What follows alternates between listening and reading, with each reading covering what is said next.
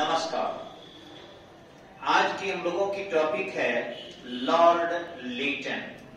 ध्यान रखेंगे कि इसके समय में कुछ घटनाएं ऐसी घटती है जिससे हम कहते हैं कि भारत में अत्यधिक ब्रिटिश साम्राज्यवाद की नीति का अनुसरण किया गया।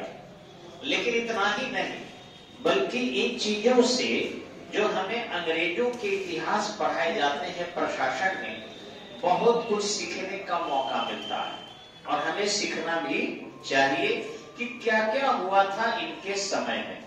हम लोग सिंपल दो चार जानकारी ले लेते हैं। जैसे सबसे पहले देखते हैं कि 1876 से 1880 के बीच में लॉर्ड लीटन रहा। दूसरा जान जाते हैं कि लॉर्ड लीटन अत्यधिक साम्राज्यवादी था और महारानी के साम्राज्य को अत्यधिक मजबूत बनाए रखने के लिए उन्होंने भारतीयों की चिंता नहीं की, बल्कि ब्रिटिश साम्राज्यवाद को मजबूत बनाने के लिए जितना भी कदम उठाया वही महत्वपूर्ण था। नहीं जानते हैं कि इसके समय में प्लेग महामारी बहुत फैली हुई थी, लोग मर रहे थे, गली गली में लाशों की ढेर लग रही थी और ये करोड़ों रुपया खर्च करके और महारानी को कैसर हिंद की उपाधि के लिए प्रयत्न कर रहा था और दिल्ली में लाल किला में दिल्ली दरबार का आयोजन कर रहा था। तो ये भी जान जाते हैं। नेक्स्ट जानते हैं कि वर्नाकुलर प्रेस एक्ट 1878 में इसके द्वारा लाया गया। हाँ, महारानी के लिए जो इन्होंने दिल्ली दरबार का आयोजन किया था वह तिथि था 1 जनवरी 1877, याद रखना है। और 1878 में जो है वर्नाकुलर प्रेस एक्ट लाया, 1878 में ही आर्म्स एक्ट अधिनियम लाया। इसी के समय में 1878 से 1879-80 के बीच द्वितीय आंग्ल अफगान युद्ध हुआ। बस इतना जान के हम लोग बस खत्म कर देते हैं लॉर्ड लीटन को, लेकिन नहीं। आईसीएस की एक और इसमें रह गया कि आईसीएस की आयु को इन्होंने 21 साल से घटाकर 19 वर्ष कर दिया। लेकिन इतना तक की जानकारी से कंपटीशन नहीं निकलने वाला है, और अगर निकाल भी लिए गलती से तो मेन तो आपका नहीं होगा, चाहे बीपीएससी का मेन हो या दरोगा का मेन हो या फिर आईएएस का मेन हो, वो आप नहीं निकालेंगे, ये श्योर है। उसके लिए थोड़ा बृहद जानकारी लेना पड़ेगा और इंटरव्यू में भी ये काम आता है। अगर बीपीएससी आप दे रहे हैं या आईएएस की परीक्षा दे रहे हैं तो उसके इंटरव्यू में ये काम आएगा। एकदम करंट में भी उनके विचार आते हैं। कैसे, वो थोड़ा समझेंगे एक एक तोड़कर। सबसे पहले कि वो 1876 से 1880 के बीच जो रहा, लगभग 4 साढ़े 4 साल तक, उस समय में उन्होंने महारानी को सम्मान देने का प्रयत्न किया। सम्मान शासक का होना चाहिए, लेकिन यहाँ यह सिखाया जाता है कि पहले जनता के भावनाओं को ध्यान में रखना चाहिए कि जनता किस दौर से गुजर रही है। जनता दौर से गुजर रही थी कि बहुत परेशानी हो रही थी प्लेग से, जैसे अभी आपके कोरोना वायरस है। लेकिन आप देखेंगे कि अब कोरोना बिल्कुल खत्म हो गया है आपका, क्योंकि 5 राज्यों में चुनाव चल रहे हैं। जैसे चुनाव खत्म होगा, ये कोरोना एक ऐसा हथकंडा मिला है, दिल्ली में अब गांधी नहीं रहे और न ही भारत में गांधी रहे, न पटेल रहे न नेहरू रहे, सबको दबा दिया लोगों ने। अफसोस करेंगे कि भारत के नोट पर भी जो गांधी जी की तस्वीरें छपती थी, ये हमारे महाराज जी ने उसे भी खत्म कर दिया है कि वहां भी नहीं रहने देंगे। जो भी हो, वैसा नेता नहीं है जिससे हमारा राष्ट्र सुरक्षित हो सके, आंदोलन चलाया जा सके। जो आंदोलन भी चल रहे हैं वो कुछ परिवारवाद के अंतर्गत चल रहा है और कुछ सत्ता लोलुप लोग चला रहे हैं। यहाँ जरूरत है अन्ना हजारे जैसे नेता की, जो सामने आए और इस तरीके से जो भी यहाँ पर एक कौन रोए ना कोरोना, ये कौन रोए ना सबको रुआ दिया है लोगों ने, उसके वैसे इंटरनेशनल पॉलिटिक्स को पूरी तरह शांत करने की आवश्यकता। अब आप देखिए, कहीं कोरोना का मर लोग उतना ही रहा है, लाशें उतनी ही जा रही है नदी के किनारे। ये आज से नहीं, मैं 1982-83 से घाट पर जाता हूँ, कभी घाट को मैंने शांत नहीं देखा, शमशान घाट को। उस समय मीडिया वाले भी घाट पर पहुंचने लगते हैं और जनरल को भी छापने लगते हैं पूरी की पूरी तरह की कोरोना से मरा है। तो वही चीजें पहले जनता को देखना चाहिए, यहाँ जनता को नहीं देखा जा रहा है। लिटन प्रकार की सत्ता है, चुनाव हो गया तो आपका कोरोना खत्म, और फिर आप देखेंगे जैसे ही चुनाव समाप्त होगा वैसे ही आपको फिर कोरोना आ जाएगा। और न्यूज चैनल से लेकर डॉक्टर तक को और जितने भी वो दृश्य दिखाए जाते हैं ना आपको, वो सब सरकार के ही अपने लोग होते हैं। ड्रामा, एक रिहर्सल किया जाता है उसके लिए। पेशेंट रोड पर छटपटा रहा है, अस्पताल में मर रहा है, उन लोगों को जो है सेट करके ड्रामा वीडियो बनाकर आपको आजकल वीडियो से गुलाम बनाया जा रहा है। हम लोग भी डर जाते हैं, भैया फलना मर गए, चिल्ला मर गए। अरे कोई एक तो बताओ कि एक्चुअल कोरोना से आपके गांव में कौन मरा है? तो जब आपके गांव के नहीं मरे तो मरे क्या चंद्रमा के लोग?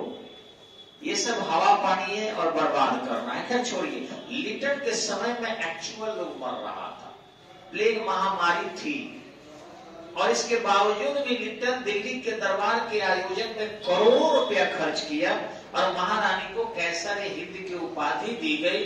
अतः उसको कहा जाता है भारत का सबसे क्रूर वायसराय। तैयार रहे लोग, इतिहास किसी को माफ नहीं करता है। आने वाले समय में ये वर्तमान चाहे स्टेट गवर्नमेंट हो या सेंट्रल गवर्नमेंट हो, पीढ़ियां समाप्त होने नहीं जा रही है। सबसे क्रूर प्रशासक और क्रूर एडमिनिस्ट्रेटर कहकर संबोधित करेगी इन लोगों को जो ये जनता के साथ सलूक कर रहे हैं। ट्रीटमेंट की उपाय नहीं हो रहा है, बस बंद कर दो, एक ही ट्रीटमेंट है, बंद कर दो। लिटन से मिलता जुलता दूसरा देखेंगे इन्होंने क्या किया था, वर्नाकुलर प्रेस एक्ट लाया था। देश में राष्ट्रवादी आंदोलन बहुत हो रहे थे, थोड़ा ध्यान से समझिएगा आप लोग। देश में राष्ट्रवादी आंदोलन बहुत हो रहे थे। क्यों हो रहा था? क्योंकि 1857 के विद्रोह के दौरान हमारे देश के अधिवक्ता, हमारे देश के पत्रकार, हमारे देश के पढ़े लिखे लोग, हमारे देश के बुद्धिजीवी लोग समझ ही नहीं पाए कि ये क्या हो रहा। अतः इस सैनिक विद्रोह में, किसान विद्रोह में, इस विप्लव में उन्होंने सहयोग नहीं किया था। 1857 के विद्रोह अंग्रेज दबा दिए। अब जब पढ़े लिखे लोग गलियों से गुजरता था तो देश के लोग उनको अंग्रेजी नजायज औलाद कहकर व्यंग बाण करते थे, क्योंकि ये लोग आंदोलन नहीं किए थे। लेकिन एक ध्यान रखिएगा, जो समझदार लोग हैं, पढ़े लिखे लोग हैं, भले ही कुछ दिन के लिए दब जाए, शांत हो जाए, लेकिन वक्त आते ही जवाब भी देता है। वही हुआ 1857 के विद्रोह के दौरान। भले ही अधिवक्ता नहीं आए थे, भले ही आपको पत्रकार नहीं आए थे, लेकिन इसके बाद इन्होंने भारत माता के कर्ज को चुकाने के लिए सिस्टमेटिक मूवमेंट को प्रारंभ करने वाला हो गया और शुरू भी कर दिया था लगभग। अब लॉर्ड लिटन को लग गया कि यदि ये सब पढ़े लिखे लोग आंदोलन चलाएंगे तो निश्चित ही दिक्कत हो जाएगी और साम्राज्यवाद का जो किल है उखाड़ कर ये फेंक देंगे, यानी भारत हो सकता है कि इनके प्रयत्न से आजाद हो जाए। तो उन्होंने प्रेस मीडिया को प्रतिबंधित किया। अब आपको पता है कि ठीक लगभग 90 वर्ष पूर्व भारत में अखबार छपना शुरू हो गया था, यानी 1780 में जेम्स ऑगस्टस हिटी के द्वारा बंगाल गजट अखबार छपने लगा था और उसके बाद से लगातार बहुत से अखबार छपे। हालांकि अखबार पर प्रतिबंध लगाया था सबसे पहले लॉर्ड बेलेजली ने, याद रखिएगा 1798 लॉर्ड बेलेजली जब सहायक संधि कर रहा था तो उस दौरान प्रतिबंध लगा दिया। इस पर मोक्ष किया था लॉर्ड हेस्टिंग्स ने 1818 में, फिर बाद में 1821 में प्रतिबंध लगा और फिर 1835 में चार्ल्स मेटकॉफ ने प्रेस मीडिया को पूरी तरह फ्री कर दिया, वो जनता की आवाज समझकर। लेकिन 1878 में इसलिए लिटन वर्नाकुलर प्रेस एक्ट लाया क्योंकि भारत के मीडिया के मुंह को बंद कर दिया जाए। आज के मीडिया को मुंह को बंद करने की जरूरत नहीं है, बंद है।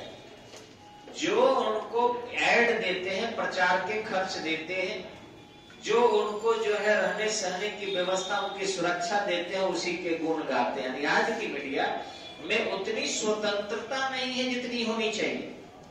हालांकि अभी भी सब लोग जब खराब है तब मीडिया ठीक है, लेकिन जितनी चाहिए अब उतनी नहीं है। ये भांट हो चुकी है। जैसे राजाओं के पहले दरबार में कवि लोग हुआ करता था, जो बड़े उपमा उपमेय देकर उनके बड़ाई केवल करते थे, उसी टाइप के आज की मीडिया की कंडीशन है। मीडिया को हकीकत को जांचना चाहिए और सरकार पर मीडिया एक बहुत बड़ा प्रतिपक्ष की भूमिका निभाती है। वो सत्ता पक्ष से भी पूछ सकती है और विपक्ष से भी पूछ सकती है और बड़ा कंट्रोल कर सकती है। इसके पास जनमानस है। पूरे विश्व की लगभग 600 करोड़ आबादी मीडिया से जुड़ी हुई है। बच्चों को छोड़ दिया जाए और कुछ अशिक्षितों को छोड़ दिया जाए, एकदम बीमारग्रस्त लोग हैं, तो बाकी 600 करोड़ लोग विश्व के मीडिया से जुड़ा है। अतः 600 करोड़ का बल उनके साथ है, वो जो चाहे कर सकते हैं। इस चीज को लीटन ने महसूस किया और बढ़िया से उनका गर्दन दाबने का प्रयास किया था, जो लॉर्ड लीटन था। अब यहाँ ध्यान देने की बात है कि लॉर्ड लीटन 1878 में वर्नाक्युलर प्रेस एक्ट क्यों लाया था? क्योंकि उसमें था कि कोई भी अखबार अंग्रेजी में ही छपेगा। ध्यान से सुनिएगा। और यदि गैर अंग्रेजी में छपता है तो उसको छपने से पहले एक कॉपी ट्रांसलेट करके अंग्रेजों को देनी होगी। अंग्रेज उसको जो है देखेंगे, पढ़ेंगे और तब जो है परमिशन देंगे। परमिशन जब दे दिए तो उसने एक लाइन कोमा पूर्ण विराम में भी परिवर्तन नहीं लाना होगा। जितने भी प्रेस है उन सबको अपना जो है पंजीकरण कराना होगा और सिक्योरिटी मनी देनी होगी। अगर उस अखबार में कोई भी चेंजिंग ला देते हैं तो सिक्योरिटी मनी जब्त कर लिया जाएगा और उनको अखबार छपने पर प्रतिबंध लगा दिया जाएगा। इस तरीके से उन्होंने भारत में प्रेस मीडिया के मुंह को बंद करने के लिए काम किया था लीटन के द्वारा। ये वर्नाक्युलर प्रेस एक्ट यही था कि भारत के लोग अपने स्वतंत्रता आंदोलन को मजबूत न कर सके, संचालित न कर सके। नेक्स्ट है आपका आर्म्स एक्ट। आर्म्स एक्ट में था कि भारतीय लोगों को अब किसी प्रकार के आग्नेयास्त्र की अनुमति नहीं दी जाएगी। जैसे आज है कि देश की जनता अगर चाहे तो अपना डिस्ट्रिक्ट मजिस्ट्रेट के पास आवेदन देगी कि हमें लाइसेंसी रिवॉल्वर, पिस्टल, राइफल चाहिए क्योंकि हमारे जान को खतरा है। डीएम साहब अगर चाहते हैं तो उनका वेरिफिकेशन वगैरह एसपी के माध्यम से करवाकर थाना वगैरह से और दे देते हैं, लेकिन नहीं चाहे तो नहीं देते हैं। वो भी आर्म्स देते भी हैं तो बहुत सामान्य किस्म के देते हैं। 0.32 बोर के आपको देंगे तो देंगे आपको सेक्शन, या फिर पिस्टल भी देंगे तो वही छोटे नॉब के देंगे आपको। 9 mm वाला पिस्टल के लिए गृह मंत्रालय से परमिशन लेना पड़ेगा। राइफल में 315 देंगे, यानी उससे ज्यादा का नहीं देता है लोग परमिशन। और जो आपके ये सेना के पास होती है, क्योंकि पब्लिक के बारे में विश्वास नहीं किया जाता, लेकिन फिर भी आपकी सुरक्षा का प्रयास सरकार करती है। उन्होंने भारतीय लोगों को आर्म्स रखने पर प्रतिबंध लगा दिया और कहा कि किसी भारतीयों को आर्म्स नहीं रखना है, अस्त्र शस्त्र नहीं रखने। ये भी समझ गए होंगे कि उनको आसानी से हराया जा सकता है, कब्जा किया जा सकता है। नेक्स्ट उन्होंने सिविल सेवा की आयु को घटा दिया, क्योंकि 1833 के अधिनियम में यह प्रावधान था कि भारतीय भी प्रतियोगिता परीक्षा में शामिल हो सकते हैं, आईसीएस बन सकते हैं। अब अंग्रेजों को लगा कि अगर भारतीय आईसीएस में आ रहे हैं तो शायद आंदोलन उग्र हो रहा है और भारत के सरकार की जो अंदर की चीजें हैं वो आम जनता के पास वही फैला रहे हैं। तो ऐसा कर देते हैं कि आयु ही घटा देते हैं भारतीय लोगों के लिए। तो वैसी स्थिति में उस आयु तक इनके पास क्वालिफिकेशन नहीं रहेगा और न ये इंडियन सिविल सेवा में जा पाएंगे। तो 19 साल कर दिया। सोचिए, मैक्सिमम एज 19 ईयर, तो मैक्सिमम एज यदि 19 है तो 19 तक लोग इंटरमीडिएट कहाँ करता था।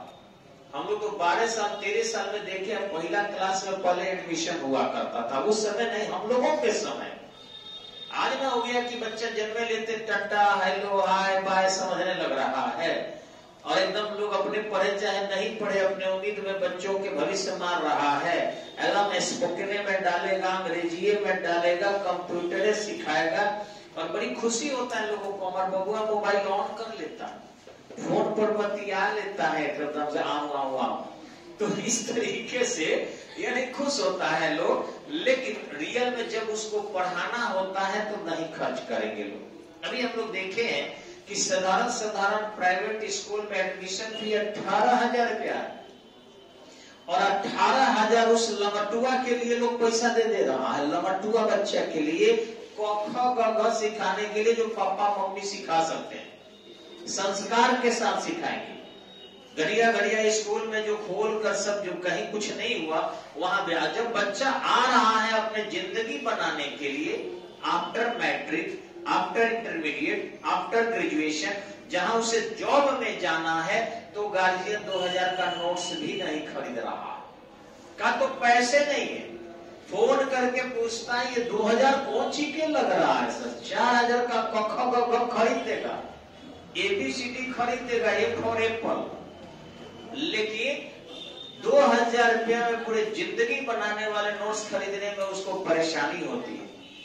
हम लोग कोचिंग वाले जो नौकरी दे रहे हैं, आश्चर्य करेंगे, पटना तक भी देखे हैं कुछ लफेरिया कोचिंग सब 200 रुपया महीना पर पढ़ा रहा है, IAS की तैयारी कर रहा है। हम लोग जब दिल्ली में 1992 में एडमिशन लिए थे, 9,200 रुपया एडमिशन का फी लगा था उस समय में। अभी भी मेरे पास रसीद है, 9,200 रुपया एक विषय का, और यहाँ 200 रुपया महीना पर, भी 6 महीना का कोर्स था दिल्ली में, और यहाँ 200 रुपया महीना पर क्या पढ़ाता होगा। उतना में तो लगता है एक महीना फिल्म भी देखने जाइएगा तो शायद चार्ज बेसी लग जाएगा। तो फिल्म दिखा रहा है, जो करे कर रहा है, और लोग रिजल्ट की उम्मीद कर रहा है उससे कि रिजल्ट आ जाए, वही हंगामा पढ़ाता है। आपको विश्वास नहीं है, आप बड़ी लोग उसका बड़ाई करता है। तो बड़ाई करने वाले समझदार है कि बेवकूफों के बच्चे उसी 200 वाला में जाए, बेवकूफों के बच्चे वही 200 वाला में जाए, ताकि बेवकूफ बने रहेंगे तब ना मेरे यहाँ खटेंगे, बर्बाद होंगे उनके बच्चे तब ना मजदूर बने रहेंगे। तो जानबूझकर ये YouTube वाले भी हाईलाइट कर रहे हैं ऐसे कोचिंग को, कि क्योंकि बिहार एक बहुत बड़ा लेबर फैक्ट्री स्टेट है, बिहार में मजदूर भी पैदा होते हैं।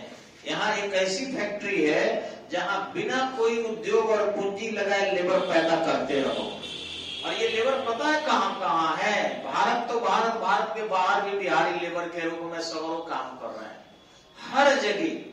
तो यूट्यूब क्यों नहीं उनको प्रमोट करेगा? यूट्यूब कोई इंडिया की कंपनी तो है नहीं, वो चाहता है कि बिहार में लेबर पैदा हो, तो घटिया कोचिंग को प्रमोट नहीं करेगा तो यूट्यूब किसको प्रमोट करेगा? आप सोचिए। अच्छे कोचिंग को नहीं कर सकता, अच्छे शैक्षणिक संस्थान को नहीं कर सकता है। वो जानबूझकर, अगर खेसारी लाल को नहीं करे, अगर पवन सिंह को नहीं करे, तो बर्बाद कैसे होंगे बिहारी? वो हिंदी को प्रमोट नहीं करेगा, देखिएगा, वो अंग्रेजी को प्रमोट नहीं करेगा, वो व्याकरण वाले बात, वो गाली गलौज को खूब प्रमोट करेगा। उससे बर्बाद लोग होगा, और बर्बाद होंगे तो इंडस्ट्री आबाद होगा, क्योंकि सस्ते दर पर उनको मजदूर मिलेंगे, उनको पेट चलाने वाले सारे हट्ठे कट्ठे पहलवान मिलेंगे, बेवकूफ। अब सामने से काम थोड़े हो रहा है, अब तो मनुष्य ही सांड के जगह ले लिया है, बैल के जगह मनुष्य ले लिया है। इसी चीज को लिटन ने इंप्लीमेंट किया था सन 1878 कि भारतीयों की आयु घटा दिया जाए, ये न सिविल सेवा में जाएंगे, न अच्छी इनको नॉलेज होगी, ये लेबर बनकर रहेंगे। उसके समय में एक और परिवर्तन हुआ था, और वह था आपको अफगानिस्तान का युद्ध। हर जगह लिटन अपने आप को सक्सेस दिखाया, लेकिन अफगान के द्वितीय युद्ध के दौरान अंग्रेजी फौज हार गई। और ध्यान रखेंगे, ये भारतीय लोगों के लिए फ्रूटफुल रहा। यो कहें कि लिटन के सभी नीतियां भारतीय लोगों के लिए लाभप्रद रही, क्योंकि तुष्टीकरण की नीति से प्रतिरोध नहीं होता है, लेकिन अगर ज्यादा आपको नुकसान किया जाएगा तो प्रतिरोध होना लाजिमी है। उसने जो जो कार्य किया था, भारतीय लोगों में काफी उग्रता आई और यही कारण था कि सुरेंद्रनाथ बनर्जी ने इंडियन एसोसिएशन नाम की संस्था की स्थापना कर दिया। और उसके बाद 1880 से देश में ऐसी सुगबुगाहट आई कि अंग्रेज वायसराय लॉर्ड रिपन जो आया 1880 से 1884 के बीच, भारतीयों को सेटिस्फाइड करने की कोशिश भी करता रहा। इसके बावजूद भी एक राष्ट्रव्यापी आंदोलन चलने से माना नहीं और भारतीय राष्ट्रीय कांग्रेस की नींव डाल दी गई, जो आजादी तक भारतीय लोगों का नेतृत्व कर चलते रही, अंग्रेजों का हर मंच पर विरोध करते रही और अंततः हम आजादी को प्राप्त कर लिए। तो इसमें लीटन भी उत्तरदायी है, क्योंकि लीटन की क्रूर नीति ने देश की जनता में उग्रता लाई, एकता लाई और इस प्रकार हम आजाद हो चुके। आज वही स्थिति है कि इस कोरोना के बहाने देश में जो शिक्षा को डैमेज किया जा रहा है, छोटे उद्योग को डैमेज किया जा रहा है, बड़े पैमाने पर शिक्षा में भी औद्योगिक कंपनियों को डाला जा रहा है। अभी सोचिए कि कम से कम 2 बड़ी कंपनी के मोबाइल है, फेसबुक पर चला रहे हैं, जीबी कट के फेसबुक कंपनी ले रही है, बड़बड़ा हम रहे हैं। दूसरी चीज है, मोबाइल गिर गया तो फिर एक मोबाइल खरीदिए, दूसरा यूट्यूब पर डालेंगे तो उसमें भी कुछ जीबी उस कंपनी को मिलेगा। मेहनत मेरा और मेरे पैसे से ये मोबाइल रिचार्ज करके दूसरी कंपनी को फायदा, पैसा आप लोगों का, पढ़ना आप लोगों को, और ले रही है बाहर की कंपनी। यूट्यूब वाला भी पैसा कमाएगा, फेसबुक वाला भी पैसा कमाएगा, दोनों का हम। और आप देखोगे घर जाकर तो आपका भी जीबी कटेगा। सोचो तो बिचौलिया घुस गया हम लोगों के बीच में। एक बहुत बड़ी षड्यंत्र है और उसी को करने के लिए एक बहुत प्रतिबंध लगाया गया था।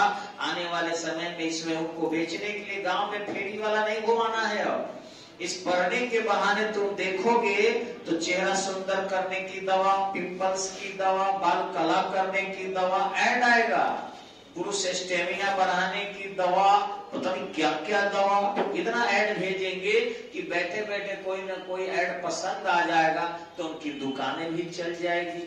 तो इस तरीके से ये व्यापारियों के द्वारा सरकार को हायर कर लिया गया है, उनके द्वारा दिमाग लगाया गया है। लेकिन वो दिन दूर नहीं जब जनता समझेगी और जैसे लीडर के खिलाफ प्रतिक्रिया हुआ था, इस औद्योगिक देशों के खिलाफ प्रतिक्रिया जरूर होगी।